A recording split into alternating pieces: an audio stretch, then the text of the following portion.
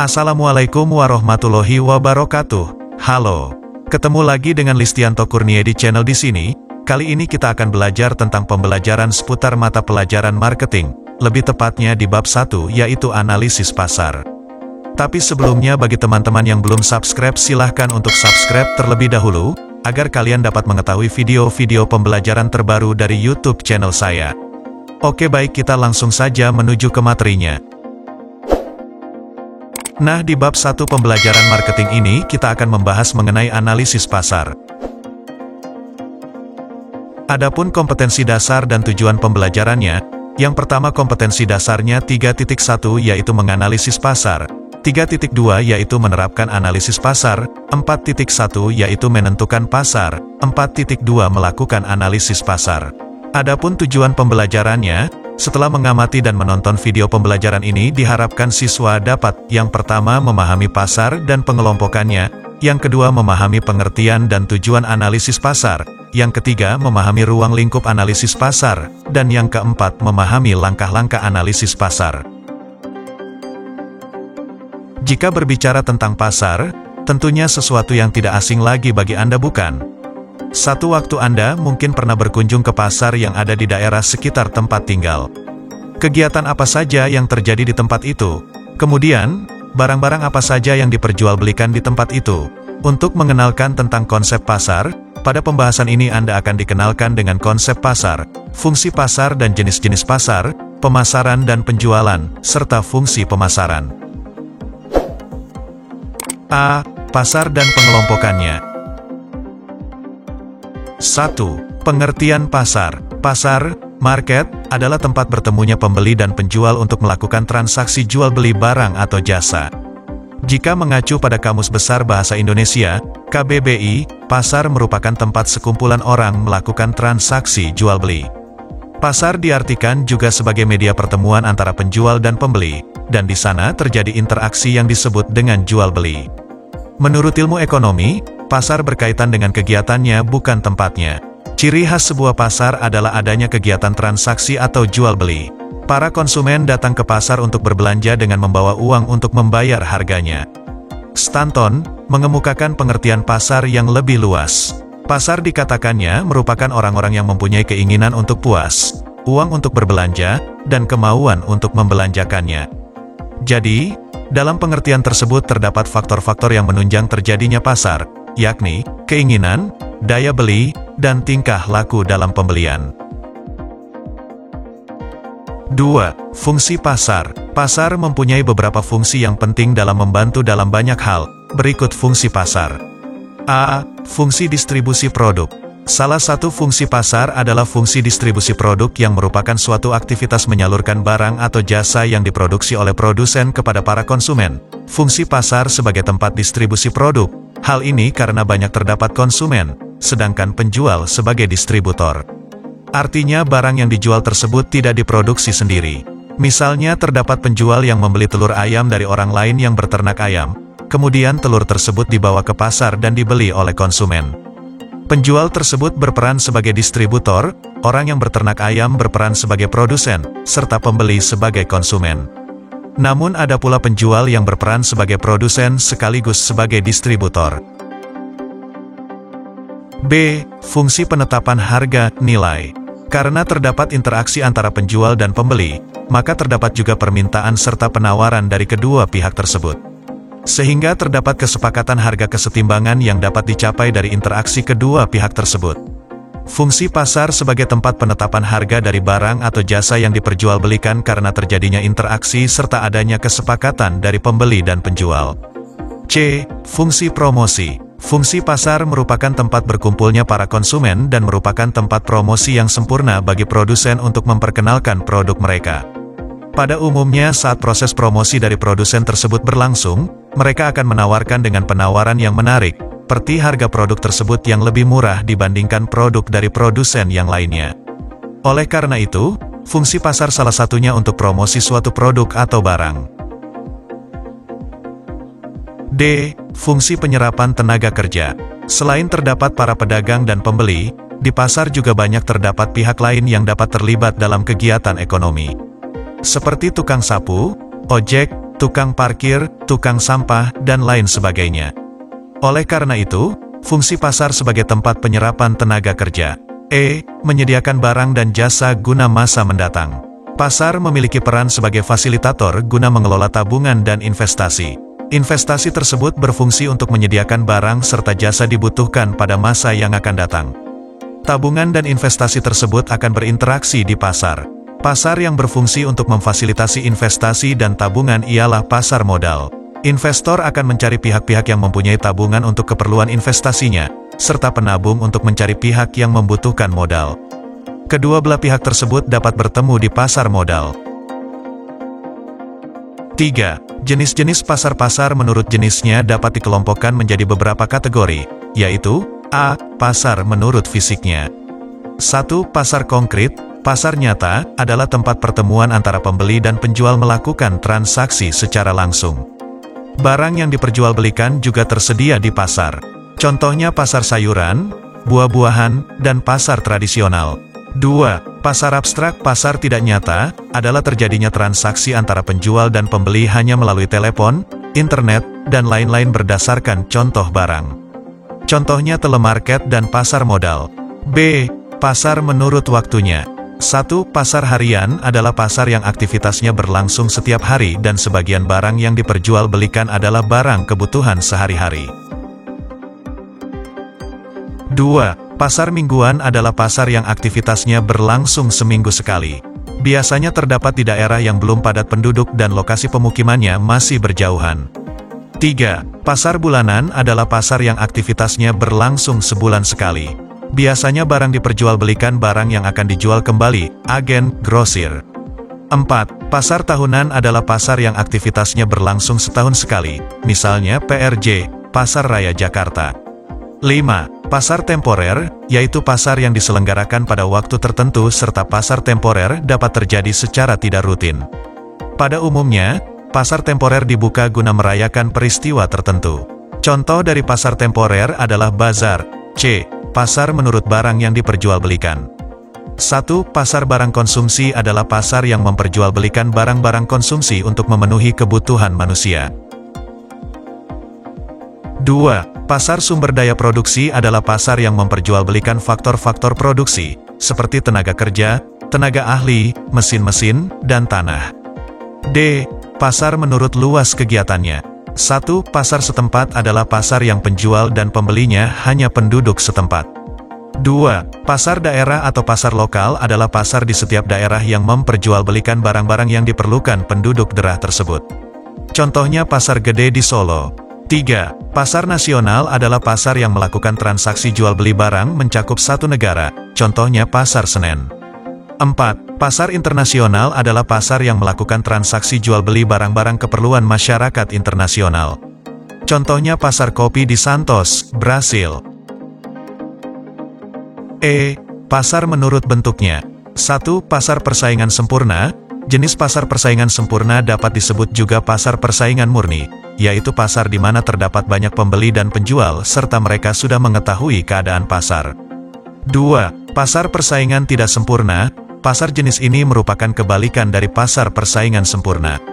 Untuk pasar persaingan tidak sempurna merupakan pasar yang terdiri dari sedikit penjual serta banyak pembeli.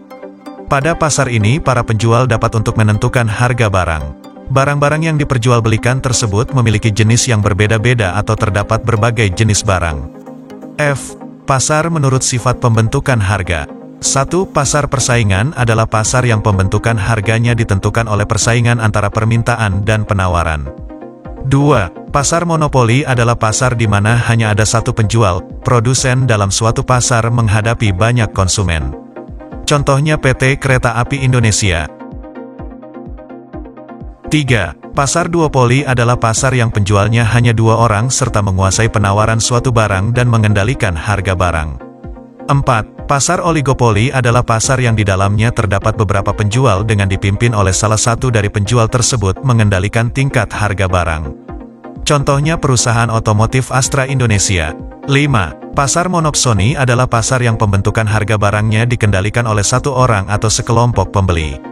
6. Pasar duopsoni adalah pasar pembentukan harga barangnya dikendalikan oleh dua orang atau dua kelompok pembeli. 7. Pasar oligopsoni adalah pasar yang pembentukan harga barangnya dikendalikan oleh beberapa orang atau beberapa kelompok pembeli. G. Pasar menurut cara transaksinya.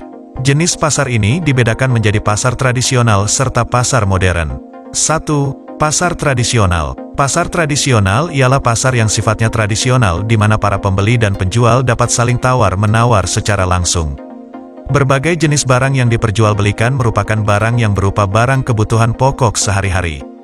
2. Pasar modern. Pasar modern merupakan suatu pasar yang sifatnya modern di mana terdapat berbagai macam barang diperjualbelikan dengan harga yang sudah pas dan dengan layanan sendiri. Tempat berlangsungnya dari pasar modern adalah di plaza, mall, dan tempat-tempat yang lainnya. B. Pengertian dan tujuan analisis pasar. Jika dilihat dari asal katanya, analisis pasar terdiri atas dua suku kata, yaitu analisis, analisa, dan pasar. Oleh karenanya, agar memudahkan Anda memahami ketiga konsep tersebut, berikut penjelasannya. 1. Pengertian analisis pasar. Kata analisa berasal dari bahasa Inggris, yaitu analisis. Menurut Kamus Besar Bahasa Indonesia, analisis dapat diartikan sebagai penyelidikan terhadap suatu peristiwa, karangan, perbuatan, untuk mengetahui keadaan yang sebenarnya, sebab musabab, duduk perkaranya. Adapun definisi analisis menurut para ahli, di antaranya, A. Menurut Wiradi, analisis adalah aktivitas yang memuat sejumlah kegiatan seperti mengurai, membedakan, atau memilah sesuatu untuk digolongkan dan dikelompokkan kembali menurut kriteria tertentu, kemudian dicari kaitannya dan ditaksir maknanya. B. Menurut Komarudin, analisis adalah kegiatan berpikir untuk menguraikan suatu keseluruhan menjadi komponen sehingga dapat mengenal tanda-tanda komponen, hubungannya satu sama lain dan fungsi masing-masing dalam satu keseluruhan yang terpadu. C. Menurut Dwi Prastowo Darminto dan Rifka Julianti, analisis merupakan penguraian suatu pokok atas berbagai bagiannya dan penelaahan bagian itu sendiri, serta hubungan antar bagian untuk memperoleh pengertian yang tepat dan pemahaman arti keseluruhan. D. Menurut Syahrul dan Muhammad Afdi Nizar, pengertian analisis berarti melakukan evaluasi terhadap kondisi dari pos-pos atau ayat-ayat yang berkaitan dengan akuntansi dan alasan-alasan yang memungkinkan tentang perbedaan yang muncul. Pengertian sederhana tentang pasar adalah sebagai tempat bertemunya pembeli dan penjual untuk melakukan transaksi jual-beli barang atau jasa. Adapun definisi pasar adalah sebagai mekanisme, bukan hanya sekedar tempat, yang dapat menata kepentingan pihak pembeli terhadap kepentingan pihak penjual. Mekanisme tersebut jangan hanya dimengerti sebagai cara pembeli dan penjual bertemu dan kemudian berpisah, tetapi lebih dari itu harus dimaknai sebagai tatanan atas berbagai bagian, yaitu para pelaku seperti pembeli dan penjual, komoditas yang diperjualbelikan, aturan main yang tertulis maupun tidak tertulis yang disepakati oleh para pelakunya, serta regulasi pemerintah yang saling terkait, berinteraksi, dan secara serentak bergerak bagaikan suatu mesin. Menurut Kamus Besar Bahasa Indonesia, KBBI, analisa pasar merupakan telaah tentang potensi, lokasi, sifat, dan ciri pasar. Berdasarkan definisi per kata di atas dapat dijelaskan, analisa pasar adalah suatu proses untuk mengetahui berapa potensi pasar yang ada dan dalam keputusan dapat menentukan potensi pasar berapa pangsa pasar yang akan diraih oleh perusahaan. Adapun yang dimaksud potensi pasar adalah suatu perkiraan kapasitas dari suatu pasar untuk diserap oleh konsumen berupa barang atau jasa. Perkiraan tersebut bisa dinyatakan dalam bentuk kuantitas, jumlah uang, atau dalam bentuk persentase. Potensi pasar bisa diartikan juga kemungkinan jumlah penjualan. Beberapa potensi penjualan yang berbeda-beda bisa diketahui untuk pasar tertentu. Salah satu potensi itu misalnya total volume yang mungkin bisa dijual dalam satu keadaan yang ideal. Untuk mencapai dan dapat dianalisa, suatu potensi pasar diperlukan data atau informasi berupa data sekunder maupun data primer. Oleh karena itu, suatu perusahaan harus melakukan riset pasar untuk memperoleh informasi tersebut. 2. Tujuan analisa pasar. Analisa pasar secara umum bertujuan untuk memberikan gambaran pada para pemasar untuk melihat kondisi karakteristik pasar secara keseluruhan, baik dari segi konsumen, peluang produk, serta persaingan dengan merek, brand, lain. Selain itu, Analisa pasar juga akan membantu Anda dalam menyusun strategi pemasaran dan strategi penjualan yang efektif dan efisien. Dengan demikian, tujuan analisis pasar meliputi A. Mengenal lingkungan pasar, B. Mengenal tipe-tipe pasar, C. Mengetahui karakteristik pasar, D. Menentukan keputusan yang tepat, E. Menghadapi para pesaing. F. Melaksanakan kebijakan dalam pemasaran, G. Membuat program dalam bidang pemasaran, dan H. Mengenal ciri-ciri pasar. C. Ruang lingkup analisis pasar. Pengambilan keputusan tentang suatu produk yang akan dipasarkan oleh perusahaan, diawali dengan adanya analisis pasar. Dalam hal ini, analisis pasar merupakan bagian integral pada prosedur yang sedang dijalankan oleh perusahaan. Dengan adanya analisis pasar, akan memberikan kemungkinan para manajer pemasaran untuk mengidentifikasikan kebutuhan dan keinginan para konsumen, para pembeli barang dan jasa. Selain itu, dengan adanya analisis pasar akan membuka kesempatan bagi manajer pemasaran untuk memperkenalkan produk baru atau untuk mengubah, memperbaiki, melengkapi produk yang dibuatnya. Ruang lingkup analisis pasar, pada dasarnya mencakup permasalahan tentang 1. Barang dan jasa yang dipasarkan. Barang dan jasa yang diproduksi oleh perusahaan, berdasarkan analisis pasar, meliputi A. Jenis dan sifat barang, B. Kuantitas dan kualitas barang, C. Warna dan ukuran barang, D. Merek dan harga barang, E. Desain dan model barang, F. Barang-barang industri dan konsumsi. 2. Tujuan analisis pasar. Tujuan mengadakan analisis pasar adalah ingin mengetahui siapa-siapa yang memakai, menggunakan barang dan jasa. Apakah barang-barang tersebut untuk dikonsumsi sendiri atau dijual kembali? 3. Letak pasar, sifat dan karakteristik pasar. Seorang manajer pemasaran harus mengetahui tentang letak pasar. Berikut sifat dan karakteristik pasar yang akan dituju. Dalam hal ini, agar manajer pemasaran memudahkan melaksanakan pasar sasaran, target market, strategi pemasaran, dan segmentasi pasar. 4. Organisasi pembelian. Di sini, seorang manajer pemasaran harus mengetahui siapa yang membeli barang, siapa yang menggunakan barang, siapa yang paling berpengaruh di dalam pembelian barang, dan lain sebagainya. 5. Kegiatan pembelian. Di dalam kegiatan pembelian, meliputi dari siapa pembelian barang dilakukan, di mana pembelian barang dilakukan, berapa harganya barang, berapa banyaknya barang yang dibeli, bagaimana persyaratan di dalam pembelian barang, dan bagaimana cara pembeliannya. 6. Perkembangan pembelian. Di dalam analisis pasar, perusahaan harus mengetahui bagaimana perkembangan harga barang, bagaimana persediaan barang, bagaimana keadaan persaingannya, serta bagaimana keadaan permintaan dan penawarannya. 7. Saingan perusahaan. Di dalam analisis pasar, perusahaan harus mengetahui keadaan persaingannya.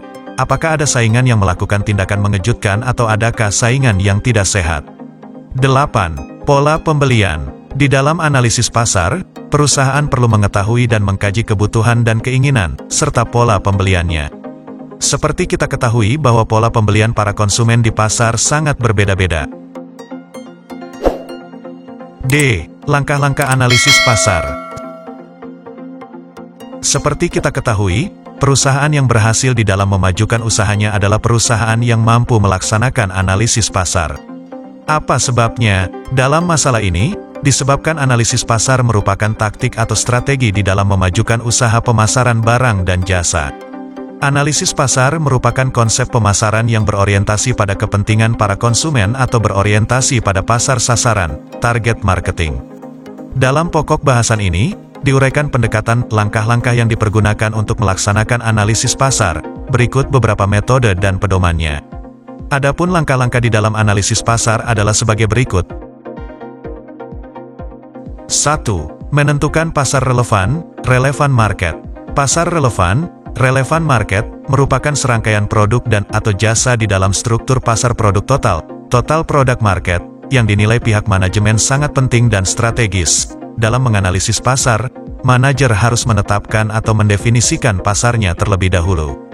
Umumnya terdapat beraneka macam produk dan jas yang bisa dipilih konsumen untuk memuaskan kebutuhan dan keinginannya.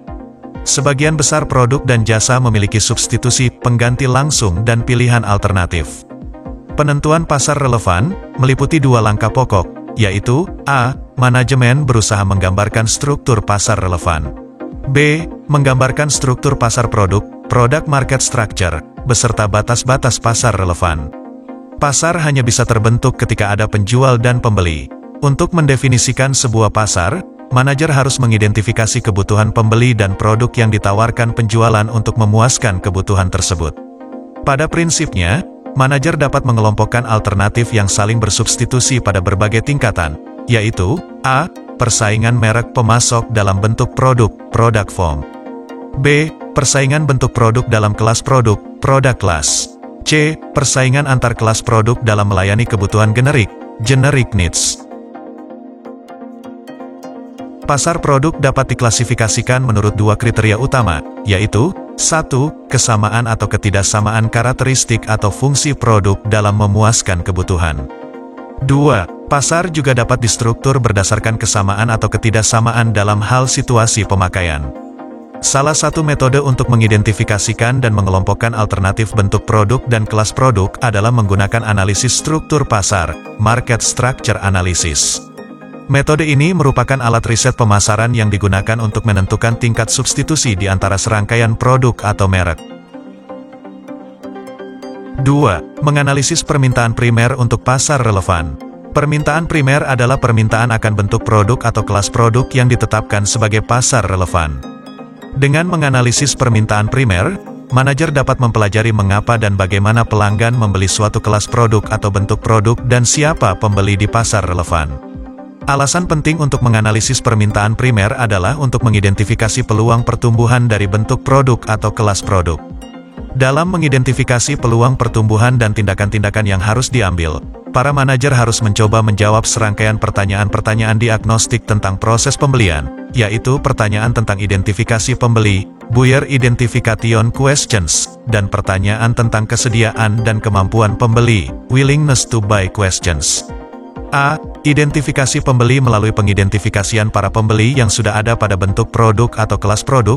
Manajer dapat memperoleh wawasan atau gambaran mengenai peluang pertumbuhan potensial di pasar dan sarana komunikasi yang tepat untuk pasarnya.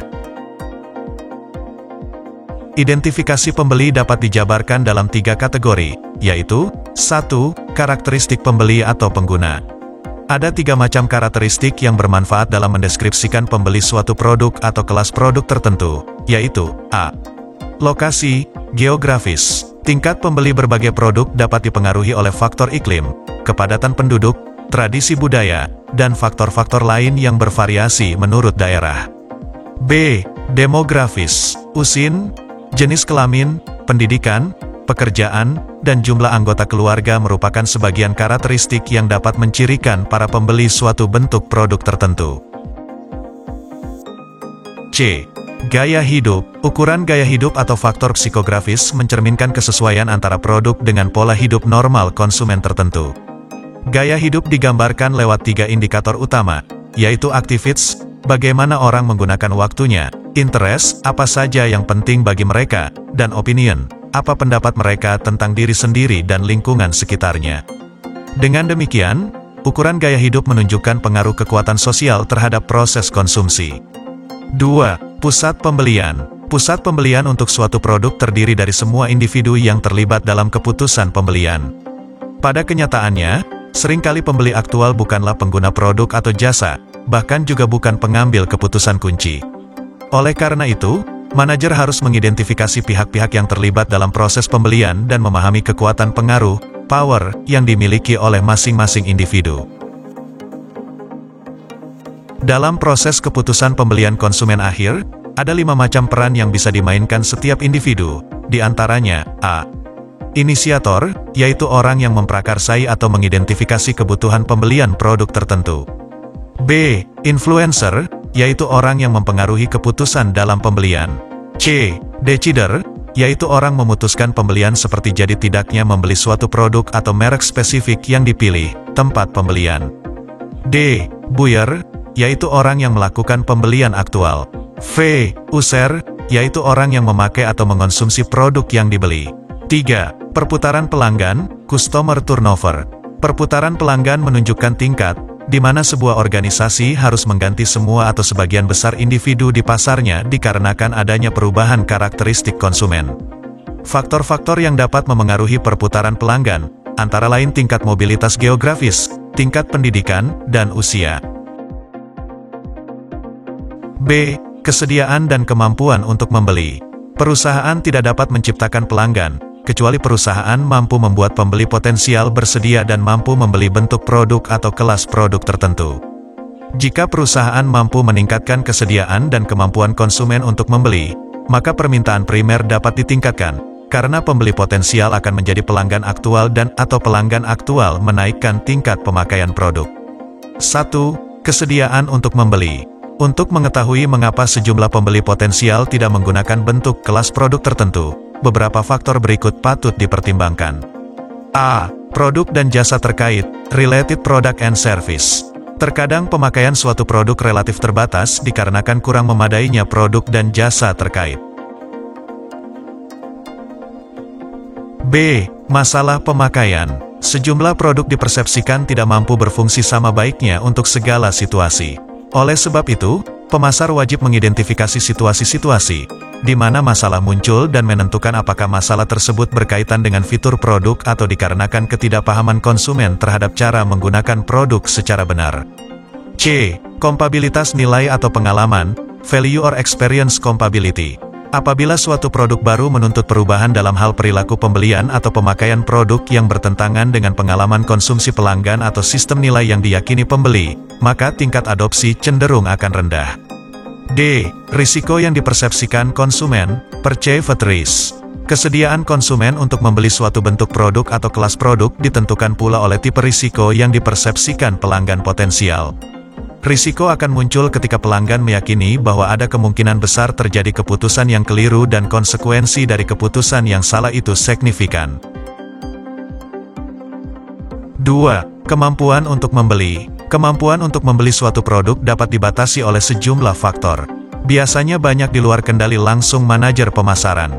Faktor-faktor tersebut, seperti A.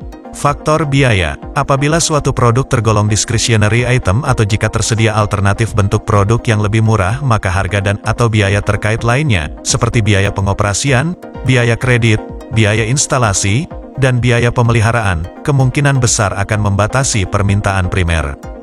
B. Faktor kemasan dan ukuran. Penjualan bentuk produk tertentu bisa jadi dibatasi oleh tuntutan kebutuhan ruang dan ukuran. C. Ketersediaan spasial, spatial availability. Biaya mendapatkan suatu produk mungkin pula merupakan fungsi dari faktor lokasi. Selain itu, tingkat pembelian tingkat produk yang bernilai rendah, low value, dan dapat ditunda, postponable, dapat pula ditingkatkan dengan cara mempermudah akses konsumen. 3. Menganalisis permintaan selektif dalam pasar relevan. Permintaan selektif adalah permintaan akan merek atau pemasok spesifik dalam pasar relevan. Dalam menganalisis permintaan selektif, manajer lebih berfokus pada pemahaman atas pilihan merek atau pemasok di dalam pasar relevan. A. Identifikasi tipe proses keputusan. Keputusan pembelian konsumen dapat dikelompokkan berdasarkan tipe konsumen, konsumen akhir dan konsumen bisnis organisasional. Bagi konsumen akhir, consumer market, keputusan pembelian terdiri atas 3 macam, yaitu extensive problem solving, limited problem solving, dan habitual problem solving. Ketiga model ini didasarkan pada elemen-elemen proses keputusan pembelian konsumen. Secara garis besar, proses konsumsi berlangsung dalam 4 kategori situasi, yaitu 1. Situasi komunikasi. Situasi komunikasi merupakan situasi saat konsumen menerima informasi mengenai produk dan jasa. Situasi ideal yang diharapkan para pemasar adalah ketika konsumen tertarik dengan produk dan sedang berada pada situasi komunikasi reseptif. Kendalanya, banyak faktor, seperti suasana hati atau mood, kesibukan, kondisi kesehatan, dan seterusnya, yang dapat memunculkan tantangan bagi efektivitas penyampaian pesan kepada konsumen potensial. 2. Situasi pembelian. Situasi pembelian merupakan situasi yang mempengaruhi pemilihan produk. Sebagai contoh, seorang ibu yang berbelanja dengan anak-anaknya cenderung lebih mungkin dipengaruhi preferensi produk anak-anaknya ketimbang saat ia berbelanja sendiri. 3. Situasi pemakaian. Situasi pemakaian mencerminkan kondisi konsumsi produk atau jasa yang dibeli. Seorang konsumen bisa jadi menggunakan tipe dan merek minuman ringan yang berbeda untuk menjamu tamu, dikonsumsi sendiri dalam situasi non-sosial, merayakan pesta ulang tahun dan seterusnya. 4. Situasi penghentian pemakaian, disposal situation. Situasi penghentian pemakaian produk merupakan situasi sewaktu produk dan atau kemasan produk dibuang sebelum atau sesudah digunakan. Situasi semacam ini seringkali memunculkan masalah sosial signifikan, sekaligus membuka peluang pemasaran. Sebagian konsumen memandang faktor kemudahan membuang produk sebagai salah satu atribut produk penting. Dalam berbagai situasi, pembuangan produk saat ini harus dilakukan sebelum atau berbarengan dengan pembelian produk baru. Lebih lanjut, situasi-situasi yang relevan bagi pemahaman perilaku konsumen dapat diklasifikasikan menjadi 5 macam, yaitu 1. Physical surroundings, mencakup lokasi geografis dan institusional, dekorasi, suara, aroma, cahaya, penerangan, cuaca, dan konfigurasi visual produk atau material lainnya di sekeliling produk. 2. Social surroundings, meliputi kehadiran orang lain yang berpengaruh terhadap perilaku konsumen individual. 3. Temporal perspective, yakni pengaruh ketersediaan waktu terhadap perilaku konsumen. 4. Task definition, yaitu minat, motif, alasan atau kriteria memilih, berbelanja atau mengumpulkan informasi mengenai produk general maupun produk spesifik, untuk pemakaian sendiri, hadiah, dipakai bersama anggota keluarga lainnya, dan seterusnya. 5. Antecedent states, yakni aspek-aspek yang lebih berupa momentary moods, seperti gelisah, senang, bermusuhan, atau gembira, atau momentary conditions, seperti sedang punya uang banyak, capek, atau sakit, ketimbang sifat individual jangka panjang. Berikut ini adalah deskripsi singkat mengenai 3 tipe proses keputusan pembelian konsumen akhir. 1. Pemecahan masalah efektif, extensive problem solving. Dalam tipe ini, konsumen tidak memiliki pengalaman sebelumnya dalam pembelian suatu produk atau jasa dan merasakan adanya tingkat risiko yang tinggi dalam pembelian. 2. Pemecahan masalah terbatas, limited problem solving. Konsumen memiliki sejumlah pengetahuan tentang kategori produk dan kriteria pilihan yang relevan, namun menjumpai adanya merek baru.